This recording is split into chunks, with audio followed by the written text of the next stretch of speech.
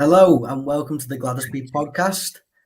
This week we're joined by Dawn, Nick and Scott. Hello everyone, how are we doing? Good evening. Evening all. So the week didn't start too well with the Brighton game, but since then we've managed to sign a couple of players and look to be trying to do a little bit more business to cheer everyone up. So we'll work our way from the back up to the more optimistic news of a couple of signings and the FA Cup game at the weekend. So we start at the Brighton game. So how did everyone think the setup was, Nick? Did you think that the five at the back was the right idea? Do you think that we could have gone on the front foot a little bit more? If I'm honest with you, Mike, I think you're right. For me, that when I saw the team, not only the makeup of the five at the back, the particular players in particular positions, but the tactical sort of starting point of playing five against the Brighton team who try and play through the midfield, try and move it quickly, and try and sort of get in behind sides. It just seemed an open invitation to them, and I think the way that the play dictated turned out that it left Decore and Allen exposed. He probably had the worst games for a number of weeks, in my opinion, because the game was passing them by. But we were then left wildly exposed with a quite bizarre set of decisions around playing your fullbacks out of position, playing centre halves in and out the wrong position, and leaving probably your most natural and experienced left back on the bench because, depending on which rumour you listen to, he either doesn't want to play or doesn't like the tactics of the manager. So it was an extremely poor setup, in my opinion, Mike, that led to what was, quite frankly, an awful Sunday League-esque first goal with the defending. Yeah, no, I think the defence, when we set up, you couldn't really tell who was going to play where, whether Coleman was going to be centre-half or Kenny or Godfrey was going to be out left, right. It was just the most makeshift rabble of defenders I've ever seen, to be honest. But, the midfield as well also got overrun against a Brighton team that like to dictate play. You can't afford to start a game like that, can you, for the first 45 minutes? So what did you think, Dawn? Were you advocating the five at the back, or? When I saw the team, I thought, what? Like, first of all, five at the back. Well, like you say, who's playing where? Like, I probably assumed that Seamus was playing further up the pitch, given that Kenny was starting. Kenny shouldn't be getting anywhere near that side, not good enough. But then when I saw who was playing where, five at the back against Brighton is ridiculous. Seamus as left wing back when Dean's on the bench, or go to a back four, Godfrey left back, Holgate, Seamus right back. But the other thing as well, when they play five at the back, they switch the centre halves round. So Godfrey, when he plays fullback, is generally on the left and Holgate on the right. But when they play centre half, they switch over. Like, that makes no sense. And I know you mentioned, Nick, about the centre midfielders. They were both hiding. They were hiding in the pockets down the side, Allen and Decore, but they were getting overrun. I honestly don't know why Gomez didn't start, because he's been playing well. Well, Scott, you're the only one that can defend. Yeah, go on. Yeah, do you know what? Like, it's hard, and like everyone was curious, I think, when they seen the lineup as to how it would be arranged, and I think it's a difficult one, and I certainly wouldn't have gone five at the back, because it's not like a Brighton team of old where they're just hitting hope for the best. They do a good job now, and they do play football, and they play good football, and they do come through the middle and knock the ball about and keep possession. So for me, I did think straight away, like Dawn said, it could have done with Gomez, especially how he's played when he has played, getting the ball turning, driving us forwards, and that was what we needed. And that first half was just absolutely diabolical from where I was sat. It was shocking, and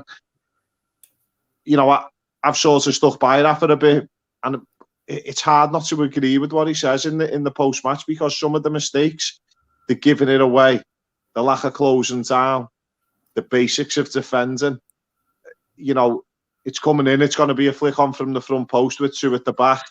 It's every time anyone gets a corner, you're expecting them to score. But do you know what's on my head in the most about the game? Even though we were awful the first half, when we got the goal, I mean, it needs a change. And before that, I don't think anyone in the ground thought he was going to come out with the same starting 11 after half time, but he did. But when the goal went in, surely to God, that's the time to change it. That I mean, it's gotta be. You know what I mean? And it just never happens. And then he brought Gomez on in the 85th, and it sort of turned me. Like, there was a lot of people telling me how stubborn Rafa could be. And for the first time, I mean, I know people have seen it before, but you know me, I'm ever the optimist. But I've really seen it, and it's on my head, and I walked away thinking, how's he not made the change earlier? And I know people moan when he brought Rondon on, but I thought he's done a good job, to be fair, when he came on, Rondon. I thought he's done all right. Yeah. I think the funniest thing, isn't it? And I don't know about yourselves, I sort of now with Rafa, with his post matches, I'm beginning to just feel a little bit like when I used to listen to Allardyce, because Allardyce was, I'm a brilliant manager. When they won, it was all me. And when the team lost, it was all, they're just rubbish. They don't know what to do. And it's beginning to feel a little bit like that with Rafa. It was, well, I can't deal with mistakes. But you make a valid point, Scott. There's like the Brighton second goal with the flick on at the front post, and three of them were pushing each other out the way to head it into an empty net. Was exactly the same as the Brentford goal. Was another flick on, and three of them were trying to, like, who's going to take the turn to tap. You got to say, well, if you're learning from that, Rafa, that's got to be your coaching, because it's your zonal marking that either they don't understand. I'm not sure that inept they're going to make the same mistakes. I think it's where he tells them to mark. So I am beginning just to feel a little bit like, I know the team isn't playing well, and that was always going to be a calamity of a defensive show, you know. And as we saw from the first goal, when he just like a bog standard head back into an empty piece of area and somebody slotted it in. But I don't know. Is it just the players, or is it what they're being sent out to play like? I think it's both, to be honest, because if you look at some of the goals, particularly when the ball comes probably from a set piece, like Burn, the tallest man probably in English football, is left on his own to put the ball in the net. Like, he can set up his zonal and his man marking around that, but sometimes, and I do think it is that, but players have to take responsibility. If you're on that pitch yourself, and you know you've been given the instruction to do whatever your job is in that system, and you see Burn on his own, you don't leave him on his own. It's like when we played against Charlie Austin, and he scored 2 goals with his head. Before that game, you go, where's the danger? Charlie Austin in the air. The first one, he was left in no man's land between Godfrey and Holgate. And then the second one, Godfrey just didn't even challenge. But it's the same thing every week. And I do think, Nick, it's got to be his coach, and he's got to take responsibility for that. But it's also some of the players have got to take responsibility on the pitch. Just to touch on something that you said, Nick, about his post-match interviews compared with Allardyce, I do see similarities there, and I think that there's that element of when there's the resentment from the fans, and there's just like a sort of a fans versus manager sort of standoff where there's no unity. Because I think when Allardyce was there, he knew that the fans didn't want him there. It was made abundantly clear, despite him picking up okay results, I suppose. And I think Rafa's got the same thing. And after the match, it's almost like a war every week where Allardyce will come out and defend his way of playing, and Rafa's doing exactly the same thing now. He talked about the booing of the Rondon substitution. Obviously, they're questions he's being asked, but it's almost like every single week, it's like, I don't know why, I don't know what they want. And that doesn't really breed any sort of relationship between him and the fans and the players, anything like that. So I think that's the closest we've probably been to this Benitez appointment, isn't it? Where nobody wants the manager to be there, and everyone knows it very clearly. Yeah, I think you're right. Sorry, Don. No, go on. I was going to say, I mean, I don't think any of us want to see a manager hanging your players out to dry completely, because obviously you are there as a manager to protect them to some degree. But I think you're right, Mike. I think it's just that disconnect, and I actually felt the response to the Rondon thing was is he slightly trying to pull our pants down here and have us off, as if he didn't know why they were booing. It was like, come on, Rafa. Yeah, everyone wanted a striker to come on, but the fact is just nobody thought it was him. They wanted to see, and whether Sim he sees him week in, week out during training, I don't. But the kid did okay against Chelsea with the energy. Young Dobbin had the energy. It needed some legs. Rondon you're going to hit it up to him and hold it off. By then, Calvert-Lewin was out on his feet. He probably should have took Calvert-Lewin off. And I think it's just those little mistakes. And yeah, it's a fine line at the moment between his credibility with the fans in trying to be outward and open in what he's doing. He's just dead stubborn now, isn't he? Like, if he's making the right decisions, okay. I don't think any manager, whether they're Everton manager or England, whoever it is, should be pressured by the fans, the press, or whoever it is to play whoever. They do see the players more than we do. Mm-hmm. However, the likes of Rondon, who maybe touched the ball once. No, you're wrong. You're wrong. He's an absolute joke of a footballer who's past it. And I don't think we should boo him coming on because it's terrible. However, that's the only way the fans can get the message across that he is not good enough to wear that shirt. And Benitez is apparently trying to get Dobbin to stay. And out of Sims and Dobbin, I thought Sims was pants as well against Chelsea because he was just shoved off the ball and he's a big lad. Dobbin, however, looks like he's got something, and Benitez is trying to keep him. So in that situation, take Calvert-Lewin off and give Dobbin a run out. Put Gomez in the middle to create something for him. Like, I just don't understand why he keeps resorting to the likes of Rondon each time when it's not working. It's just not worked any time. I heard some funny things about this at the match about why he was playing Rondon, and I don't know if you've noticed, but he only brought Gomez on when Aaron signalled to the bench that he wanted to come off because he was knackered. And what I've heard of and seen online of some of his previous team supporters is what he likes to do is bring the players on that he's signed to show the board that he needs backing more. If you get me, so he's not structuring the players that are already there to say they're not good enough. But though I do think Rondon is not worthy of playing for Everton. He did come on and do well. He created three chances there that we could have scored. No, he really did. He done two good flick-ons. A couple of times he picked the ball up and played it in. And he did make a difference, but I'd have probably started Dobbin with Lewin. Someone to play off him. I think you're right about Sims. But, for me, the only real positive was Anthony Gordon, I think, which is sad. Which is sad. I made up for him, but it's a lot of pressure on him at the moment, and he is doing well. I think you're right. I think touching back on the fans thing, I agree with you, Nick. To be honest, I couldn't make it because of COVID. Look at you. I was sat there watching it, and I thought Calvert-Lewin had run his race. To be honest, I thought it was time to probably bring him off as someone. But I was sat there thinking, there's no way that Rafa's going to bring Calvert-Lewin off for Rondon, because it would empty the place. Do you know what I mean? Even though Calvert-Lewin didn't have a great game, he's coming back from injury. He probably could have done with going off because apparently this week he's felt his quad again. To what extent I don't know, but it seems though he might be out of the whole game.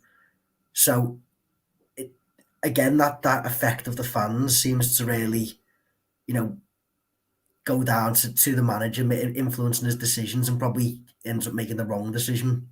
Whether Rondo coming on for Calvert-Lewin would have been the right decision, I don't think it would have, but I was just sat around thinking there's no way you can make that substitution because of the fan reaction. But as you said, Scott, the one bright light from the game was, I think, Anthony Gordon, and he's someone that has probably got the most praise from the fans over the last few weeks and been relieved of that, negative sort of energy that we've had around the players since we started this bad run. But he's really developed over the time he's been playing, hasn't he? I think we discussed previously, Nick, about how its development has been helped by a good run of games and getting him through those sort of rough patches.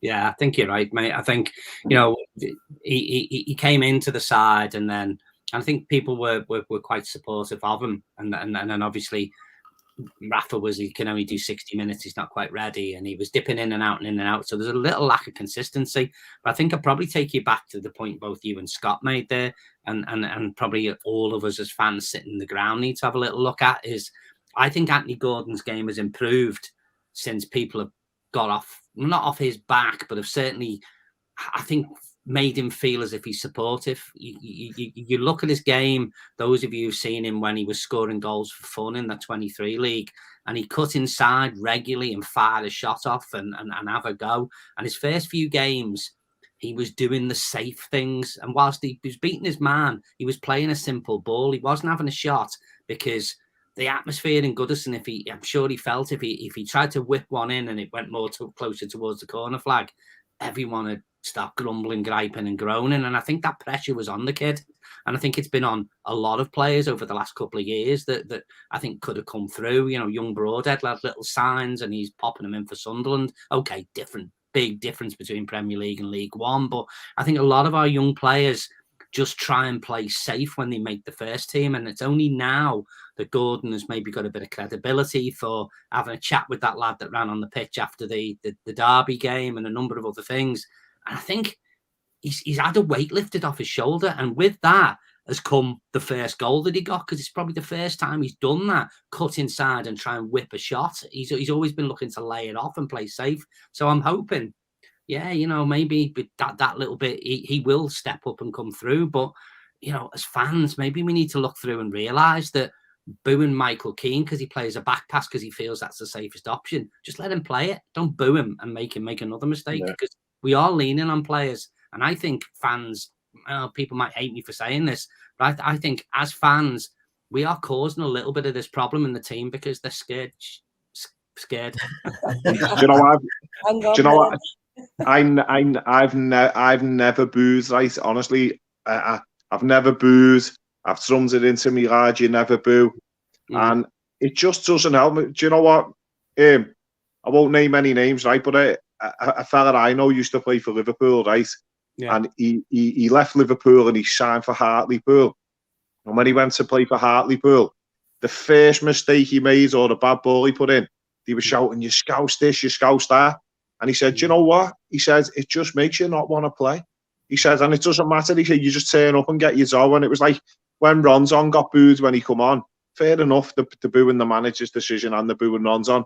But it's not going to help. It's like no one dislikes Iwobi more than me. But I still cheer him when he comes on, because the negativity, it's not going to help anybody, man, honestly. And it's toxic, and there's too many that do it. And, I think the thing is, though, I mean, they've even mentioned on TalkSport about feeling sorry for us as Evertonians, because we've been promised so many times that this season will be different. Mashiri come in 5 or 6 years ago, brought the money in, he's brought the enthusiasm in. We've spent money badly. We've been left with dross. The mentality of the players hasn't been good enough. So from a fan perspective, we've always been a bit like West Ham, always blowing bubbles until it comes crashing down. That's every season. But for the past 5 or 6 seasons, we've been promised something different, and we're not getting anything different. And I think a big thing for me where Gordon's concerned is he's grown a bit more into a man this season, and his performances are more mature. He's not getting shoved off the ball as easy. He's getting stuck into other people. So everything that he's doing, and whether that's Benitez's coaching or whether he's been working on himself, that stuff himself, I'm not sure. But even when he's not playing well, he gives it 110%, and you can see that. But the other players don't. And I think against Chelsea, everyone who put that shirt on that night did the best that they could do. I don't think the likes of Sims is good enough, but he did the best that he could do. And I don't feel that the squad that we've got at the moment, who generally start in the first 11, do give it 100% every week. And based on that, the fans have got a right to tell them they don't appreciate what they're doing. I mean, I haven't booed, but I am a moaner, as I'm sure you know. Yeah. it's a fine line, isn't it? I mean, for me, it's I don't, you get people going, oh, you're rubbish, or sort it out, or just something. But for me, the last few years, it's been, we go a goal down. It's horrible. It's just, and just idiots booing. Why are you booing? And they don't know. They're just booing because it's totally the thing to do. But I just, you look at when our defenders have got the ball and they look up and there's been nothing in midfield and there's been nothing up front for them to play to, and they're getting closed down. So the easiest thing is go back to the goalkeeper and start again. And they go back to the goalkeeper, which is what you want them to do. You don't want them to just try and kick it through a player, give it away, and they score. And we're booing, and our fans are booing, and it's not just one or two. And I just don't think you're able to play in that kind of environment. And you're right, Dawn. We should be so much better off. We've been shopping a much better supermarket since Machiri's come in relation to the money we've had to spend. But it's just been spent badly. We just bought everything that's past the sell-by date or smells wrong. Yeah, it's hard though, because there have been some players that have been bought that looked like the real deal, like that Sandro Ramirez. Everywhere else he's played, he's done well. Yeah, and he was absolutely, he was shocking. And then there was the lad we got from Ajax, who gets in most people's teams. Couldn't play. Couldn't play. And he's brilliant. Yeah. So it's like a disease at Everton. Yeah, it is. Yeah, you're right. No, it's it. I mean, it's been a tough few years, but as you say, Nick, I've seen 0-0 at half time against relegation fodder and people are booing, or you go 1-0, you're 1-0 down against a top 6 team at half time and people are booing.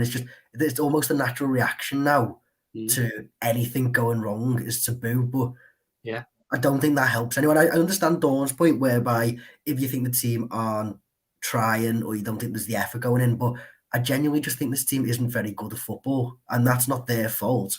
So you can't expect them to compete against much better teams.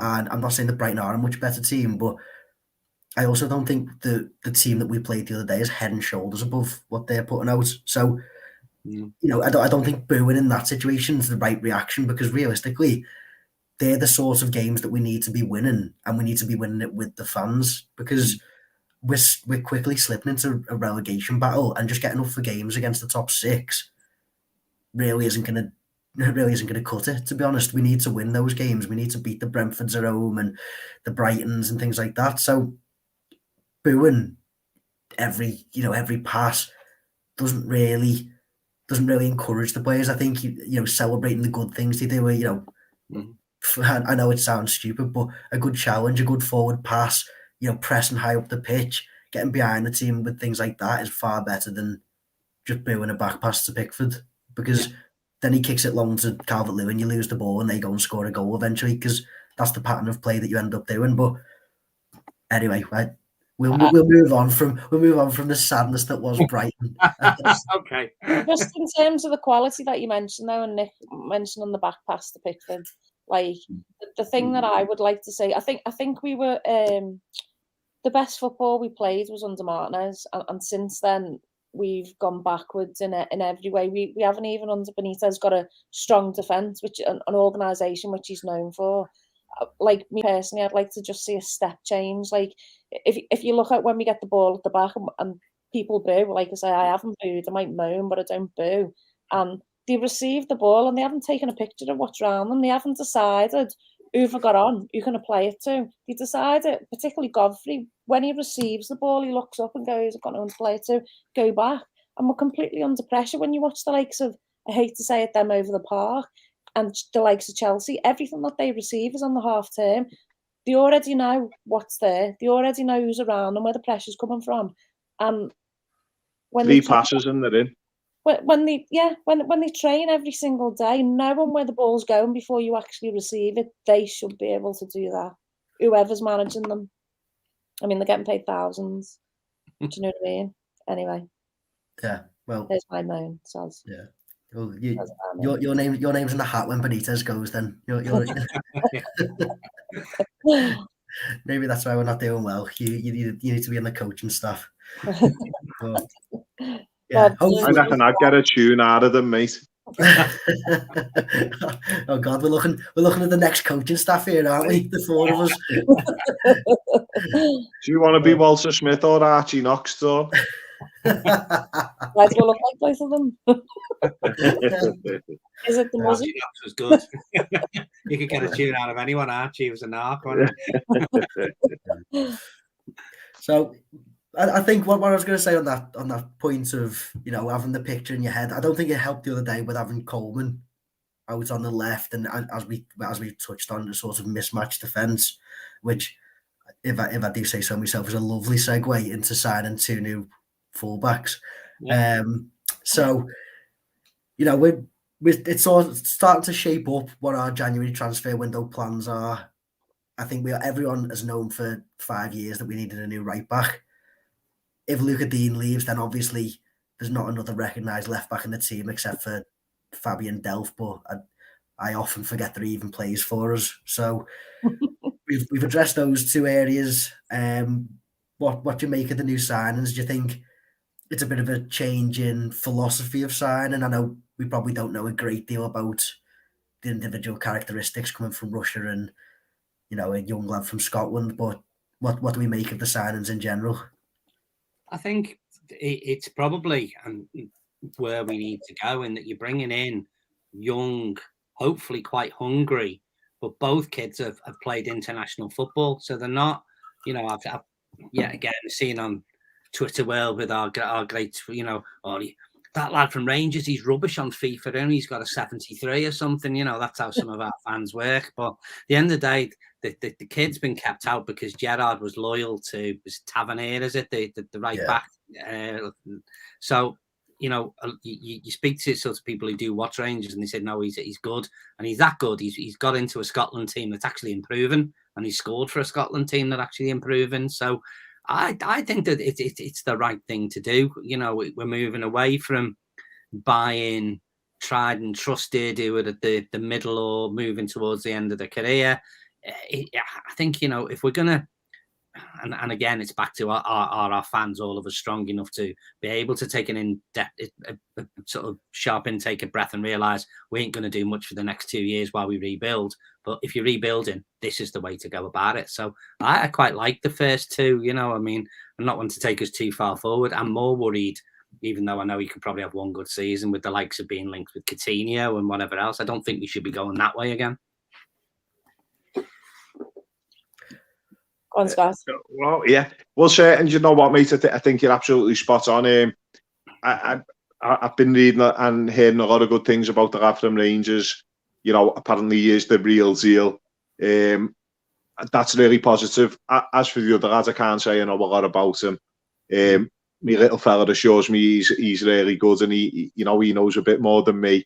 But you know, I think for him to even be on the radar to replace Tina, he must be good. I sort of feel a bit for Dina, because he's been in a struggle on Everton side. He's not going to look the best. And I sort of feel, you know, nothing's officially come out and said that he actually wants to leave. And nothing's really come out from Rafa and said, okay, a little bit about his attitude. But from my point of view, it sort of just looks like he's been the scapegoat for us to make a bit of dough and to get players in. And if that's the reason, so be it. But would I, at the moment, pick any other left back in the offing above Tina, who we could realistically get? No. So it is a bit sad, but would we have been able to buy the right back without selling Tina? Probably not. So unfortunately for me, it looks like he's been the offering, really. Yeah. Well, apparently he came out and said, Dean said that Rafa wanted him, or Benitez, I'm not calling him that, Benitez wanted him to defend more, attack less. Now, if you look at Dean's game, he's better at going forward, isn't he? That's what he was good at. And then he was taking off all the set plays, and I think that's when Benitez has gone, it's not all about you, it's about the team, because he's been going, but I'm good at this, and I want to do this. And then, obviously, there was an article in The Athletic, or whatever the paper was recently. I didn't actually read the paper, it was online. But it said about all the players in the past that Benitez has fell out with, and it just seems like another one of them. So once he's disagreed with them or questioned something or said, I can give you this, Benitez has just gone, no. So the left back we're buying, don't know anything about him. Scottson obviously knows more than all of us. Yep. And Hey, to be fair though, if you're asking your left back to defend and he's moaning about it, he's got to, hasn't he? Or at least he's got to accept it for the time being when you're leaking goals and you're just struggling. Part of it is if you look at Dean in the past, if you look at last season, the start of it, James would get the ball and he'd switch it to Dean, and that was a lot of the attack and threat that we had. Dean was better going forward. Like he's like the modern day fullback, isn't he? Yeah, but we never had Tamari Gray then. Yeah, but the opposition would then be worried about Dean getting forward. But when he's not getting forward, they're not worried about him getting forward, so they'll press more. Now, when he's defensively not strong, and he's had a terrible season, no one can sort of deny that. But they all have. Yeah, I think you're right. Sorry, I think you're spot on with that. I think, people have got little rose-coloured glasses with Dean going at this particular moment in time, but his best season was nearly 2.5 years ago. Yeah. I think he's been, I wouldn't say a liability, but for the last 12 months, if you had an alternative, I mean, if Leighton Baines fancied throwing a kit on, Dean probably wouldn't have been in the team. So, it's I do think it's obviously a gamble because you're banking on Mykolenko being a good enough, Premier League standard player to immediately step in and do a job, which he might not be. So you are taking a gamble to that extent, but at the same time, I think Dean's on around 120 grand a week, and if you can sell him for more or less the same price as what you're getting two young fullbacks for, who are on significantly lower wage. I think Patterson's on close to 30k, Mykolenko's on around 60. I think it's a fairly low risk signing with a much higher upside. Even if one of them turns out to be a really, really good fullback, then that you've sort of filled a position there for less than 20 million quid, haven't you? And if he's not great, then you haven't got the same position we're in with Tosin and players like that now, where they're on massive contracts with huge wages, which is basically what's absolutely destroyed us over the last few years in transfer windows. Just not having the wage budget because you've got so many people out on loan. Gbamin's probably going to be the next one by the looks of things. It looks like he's free to go, doesn't it? Which it's hard not to feel sorry for the lad because a lot of what's happened, I mean, don't get me wrong, before he got injured, he didn't look like he was particularly up to speed, but he came in as a young lad and he's had 2.5 years of constant injuries. So you've got to feel sorry for him, I think. Yeah, absolutely. Again, he was another one that came with good reputation. The German press likened him to sort of the Brian Robson box-to-box ex-player, but I think now you're right. He's become a little injury prone. Where his confidence is, I don't know. The games he's come on, he was taken off at half time last time round, wasn't he? Was it Palace or whatever? And he just didn't look the part. And you sort of think, well, your box-to-box player now is Decore. There's probably scope to let him go. Whether you recoup anywhere near the 25 million you paid for him, I doubt it. Yeah. Did you see Newcastle's? Sorry, go on. I was just going to say, did you see Newcastle's offer for Dean? 22.5 or something, apparently, if you believe Twitter. Yeah. We've bid 1 million for Longstaff, though, haven't we? So are they essentially bidding 23.5 million? Is that how it works? If they put the two of the Longstaff in, I'd take it. I'd have that Longstaff. For me, he's a Lee Carsley. He's the kind of player we need. I know I'm older than all you guys, so you're probably going Leo, but have a look on your videos. Like Lee Carsley, we need that little gritty. And to be honest, I think if you can get Longstaff for a couple of million, I don't think that's a bad one. Yeah, I think he'd be all right.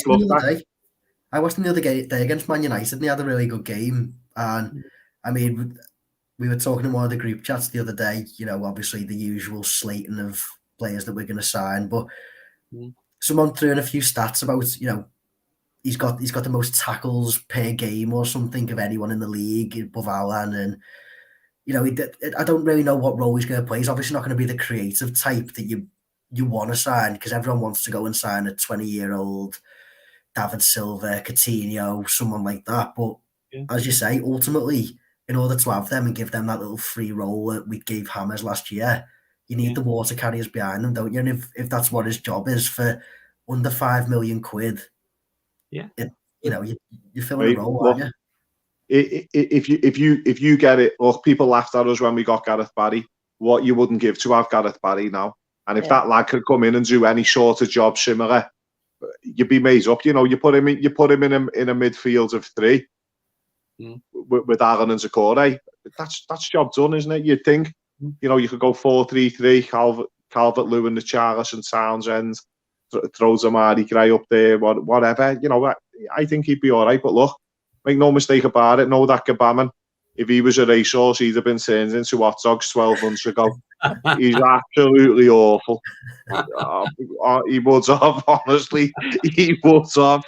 You know, he's just absolutely getting done for the zinc driving and all that. Just get him gone. Just woeful. Your SPCA aren't watching this. Even they wouldn't want him. Apologise for any racehorse owners watching this show. And to be fair, Scott, after the couple of years at Everton, it's like being an Evertonian. He's gone straight for the ale. Yeah. Absolutely. Yeah. So, sorry, go ahead. No, I was just going to say, like, with view to like someone else coming in. I know you mentioned that Longstaff, but it's hard to see where else, you know, forwards. There's Dobbin, Lewin, Richarlison, Sims. You've got Zamari Gray who can have a go up there as well. So, you know, I can't see anyone else coming in as a forward. And the midfield, there's that much deadwood that's got to be chopped. Like, it's hard to see. I know he said he's looking at another one or two, but I don't know where you think they're going to come from. The talk is another winger, isn't it? You know, I think it was Alan Myers who you sort of believe is close enough to get a few whispers out the club.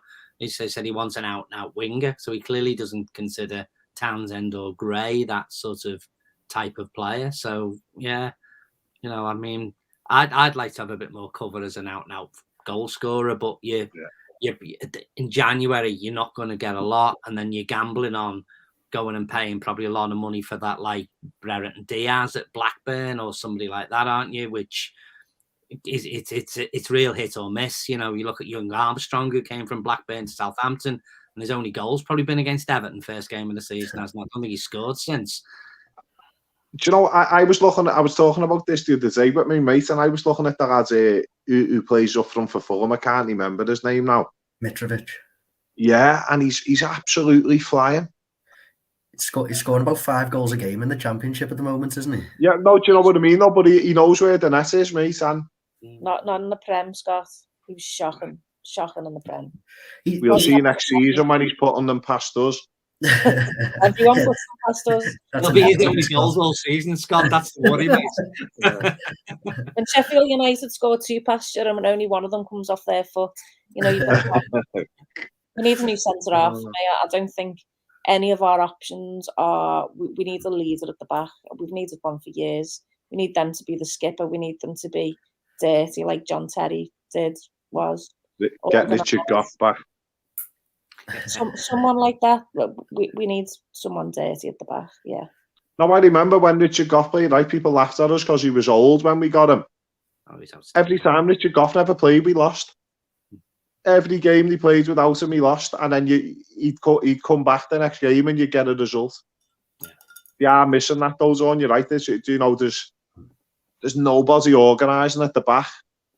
And Michael Keane's had a few good games, but he's not that leader. No. You miss Yerry, you miss Yerry, but he's not a leader neither. Yeah. No, I think you're right. He's injured as well. It's a tough window, isn't it? The only downside is that we do need to do business in this window. I don't completely understand why there was no money available in the summer, and now there's 60. Obviously, Luca Dean's transfer fee factors into that, but to go out and sign a winger on a centre mid now, it just seems quite short-sighted to me. It's allegedly not the James Rodriguez's money that's freed it up, isn't it? He was in 200 right. a week. So if you take his salary out, that's probably, if you pay less salary, it probably gives you a bit. I think, to be honest, Mike, I was going to say I don't know the ins and outs of financial fair play, but I'm not sure anyone does.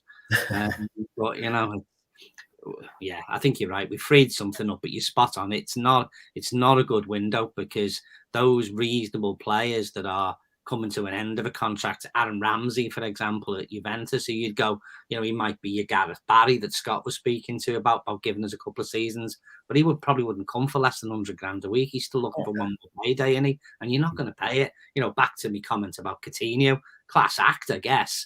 Well, do you really want to take the risk on an injury-prone player for the money that he'd demand as well? Probably let Villa have him.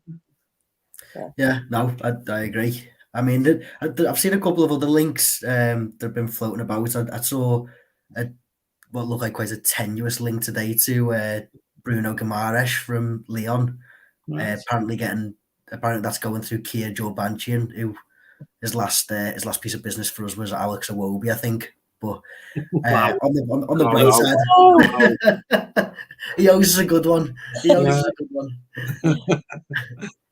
But yeah, I've heard really good things about him, and he's another holding midfielder, 24-year-old. So I think a change of tact in the overall transfer strategy is definitely what we've been calling out for, isn't it? Rather than this signing what you would potentially call marquee players on huge wages and for big fees on long contracts, essentially. So it's promising, but you know, time will tell, I suppose, when neither of the new fullbacks start and we start with the same back five against Hull. Yeah. I think the only other one was the lad at Benfica, wasn't it? Had a bit of momentum a week or so ago, the lad Everton at Benfica. There was a link with him for a while. That seems to have gone quiet, though.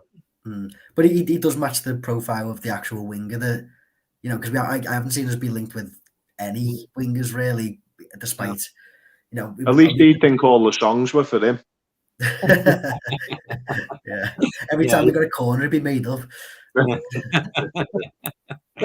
Dwight McNeil's been thrown around quite a bit, hasn't he? But I've got to say, I can't remember who he played the other day, and he was awful. I mean, Dwight McNeil, I like, he looks quite good, but he was awful. So I hope we don't buy him yet if we are looking at him. I think the interesting thing with that, Dawn, is and it is all, we're just playing around with rumours on Twitter, aren't we, and such, but apparently they've got an eye on Holgate. Yeah. So you think, I've got to be honest, if we're talking about players who we might want to get rid of, I'd have that as a bit of a swap and a few bob. I'd let them have Holgate. Yeah. How much extra do we have to give them to take Holgate off our hands? That's the question, isn't it? He needs to get off that turmeric they're selling on the Everton site. We need to be careful here. We're getting closed down now. They'd be saying, have you seen it? They're all on the turmeric, apparently. And what do you make? It's not illegal.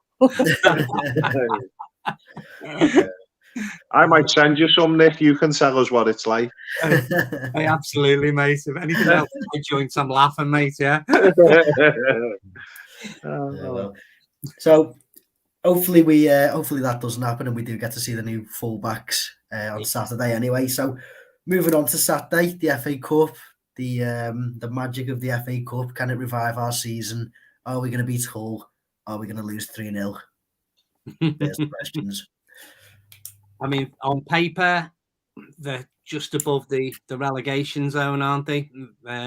So are we, Nick. Pardon? So are we, Nick. I know. There's still a big enough gap. I don't know. From what I've seen of them, the odd game, they're not a bad little side. They've rebuilt, haven't they?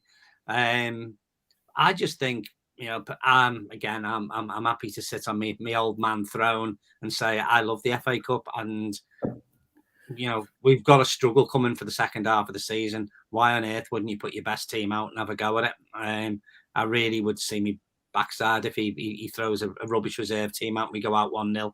I just wouldn't see the merits of it. So for me, I would send a half decent team up to Hull, and if they play okay, you know, bit of a confidence boost and a win and walk away with it. Yeah, it's the domestic cup you want to win, isn't it? If you could win anything, it's been so long since we've won anything. I think we've got to take it seriously. I mean, the league's scary enough. We, like you say, Nick, a bit of momentum, a little cup run would give you loads and loads of confidence. But to do that, he's going to have to play a good side. And I think we mentioned before about DCL's felt his quad this week. So I'm guessing you just wouldn't risk him. But who does he start? Like, give Dobbin a run out or something, just not Rondon. But yeah, a strong side for me. Let's go as far as we can. See, now I do. He's got to try and win it if we go out. It's just gonna be, you have to stay off social media for a week, wouldn't you? Because I'm sick of it already. But I think if I was going to, Lewin's out, the Richarlison's out, I would just love to see an old school 4-4-2 me. That'd do me. That I'd go 4-4-2. As much as Dawn's not going to like it, I would play Dobbin off Rondon.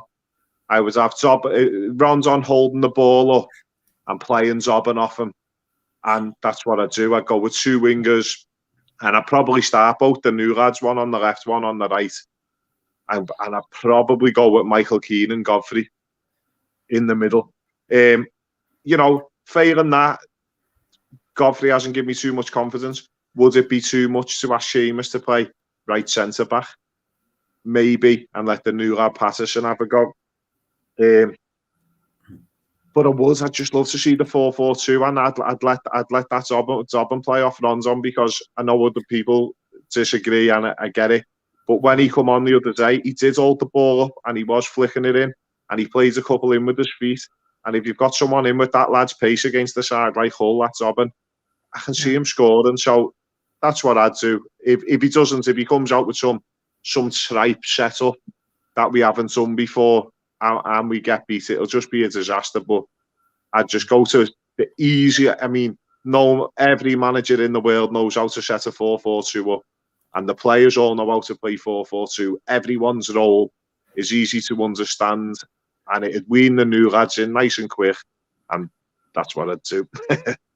Do you think, Mike, that two centre midfielders currently at the moment are good enough to play without a third man in there? Because I think against Brighton, that's where we struggled.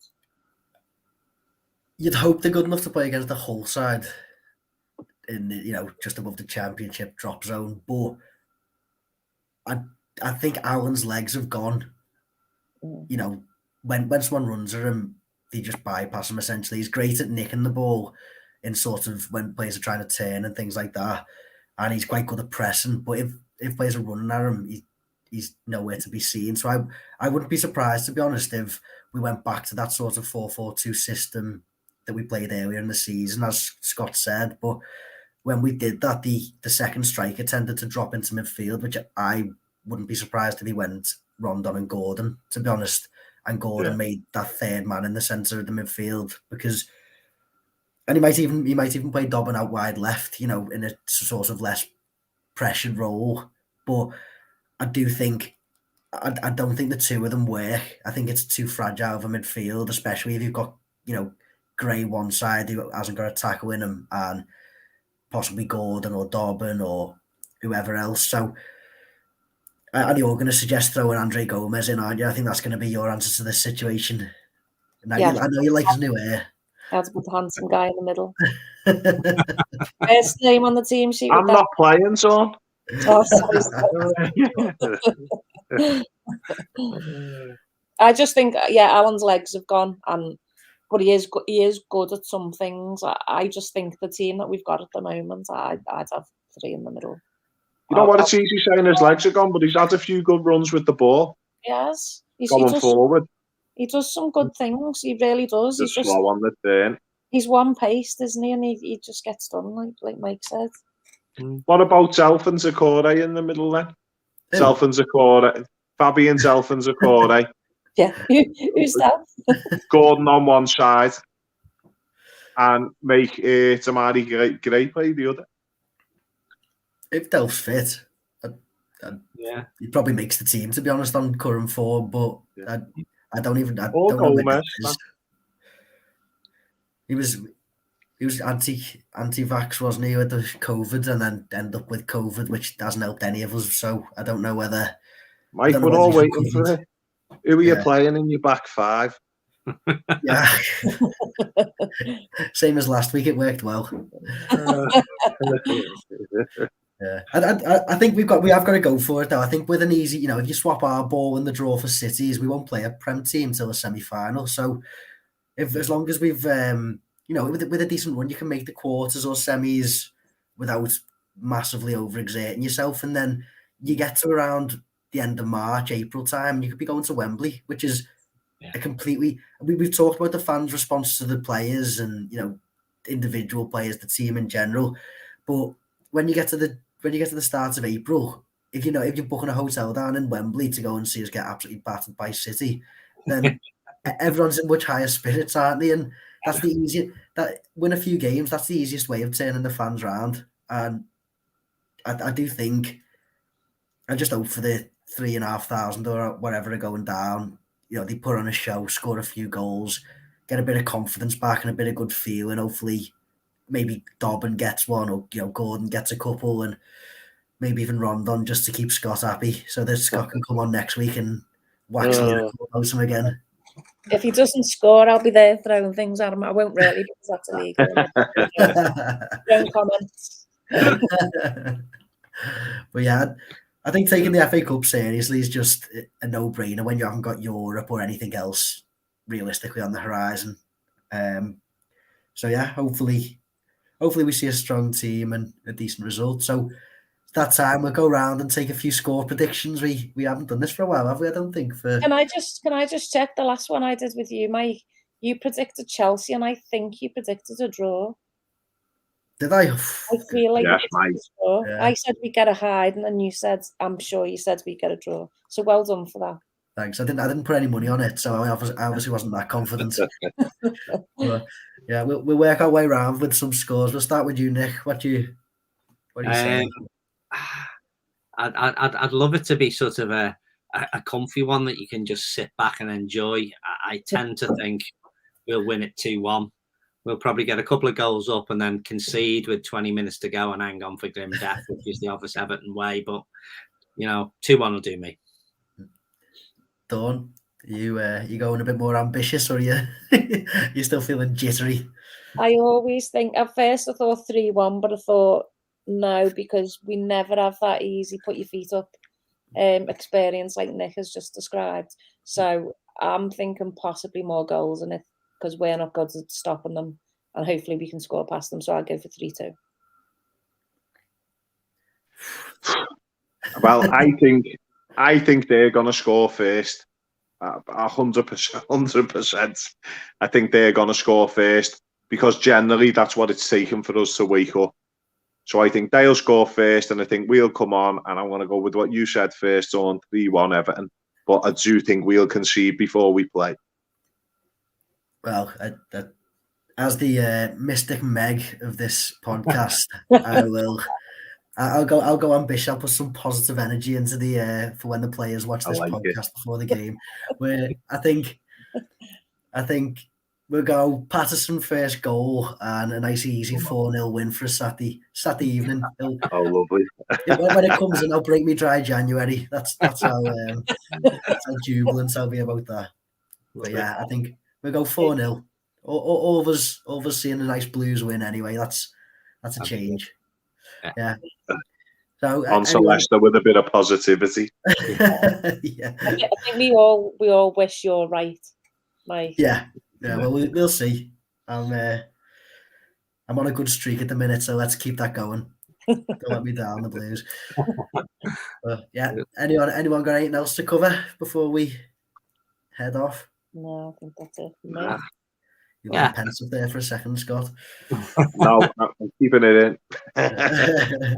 Yeah. So thanks for Dawn, Nick, and Scott for joining us. Thanks for everyone for watching, and we'll see you again in the future. Thanks for watching the Gwladys Beat Podcast. See you soon. Nice one. Cheers. Bye.